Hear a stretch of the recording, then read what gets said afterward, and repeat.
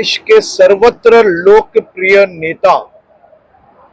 प्रधानमंत्री श्री नरेंद्र भाई मोदी जी के नेतृत्व में बिहार ने आज तक की भारतीय जनता पार्टी एनडीए को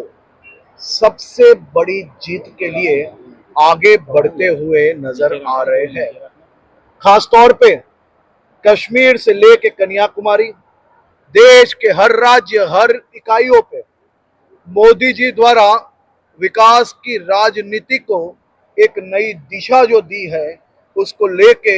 देश के चप्पे चप्पे पे मोदी मोदी के नारों के साथ मोदी मोदी पे लोगों को विश्वास आज स्वयं नजर आ रहा है। બિહારની અંદર એનડીએની સરકાર બની રહી છે, એના માટે હું માનનીય પ્રધાનમંત્રી શ્રી નરેન્દ્ર મોદી સાહેબને, શ્રી નીતિશ કુમારજીને, શ્રી અમિતભાઈ શાહ સાહેબને અને જે પણ કાર્યકર્તાઓ ત્યાં મહેનત કરી છે અને મતદાતાઓને ખૂબ ખૂબ અભિનંદન આપું છું। બિહારના ઇલેક્શનની અંદર ગુજરાતનો પણ ખૂબ મહત્ત્વનો ભાગ રહ્યો છે। ગુજરાતના લગભગ 1150 કાર્યકર્તા જે બિહારવાસી હતા ને લગભગ 250 જેટલા કાર્યકર્તા જે સુરતના ભારતીય જનતા પાર્ટીના કાર્યકર્તા હતા અને રાજ્યના પણ વિવિધ જિલ્લાઓના પણ કાર્યકર્તાઓ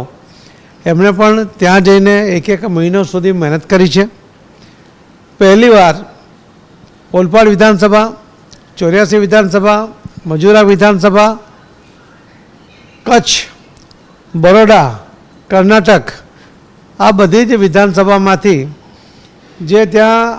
અહીં આ દરેક વિધાનસભાની અંદર બિહારવાસીઓ 2000, 3000, 4000 એવી સંખ્યાઓમાં ભેગા થયા અને મેં વર્ચ્યુઅલ મિટિંગ બિહારથી કરી અને એમને વિનંતી કરી હતી કે તમે તમારા મિત્રો, સગા, ઓળખીતા, વેપારીઓ દરેકને તમે વિનંતી કરો કે એનડીએના ઉમેદવારને તમે મતદાન એને કરીને જીતાડો। અને એમણે જે રીતે બધાને વોટ્સઅપ કર્યા, ફોન કર્યા, SMS કર્યા, એનું પણ પરિણામમાં થોડી અસર ચોક્કસપણે હશે એવું હું માનું છું। અને હું 2015માં પણ બિહારમાં હતો ત્યારે મેં જોયું હતું કે બિહારનો કોઈ પણ વ્યક્તિ ખુલ્લેથી કંઈ પણ બોલવા માટે તૈયાર નહોતો, પણ આ વખતે બધા જ પોતાનો મત ખુલ્લા મનથી મૂકતા હતા, સ્પષ્ટપણે મૂકતા હતા અને એટલે જ દેખાતું હતું કે 160+ સીટો એનડીએની આવશે એ નક્કી હતું અને ખૂબ સારી બહુમતી સાથે આ સરકાર બનશે।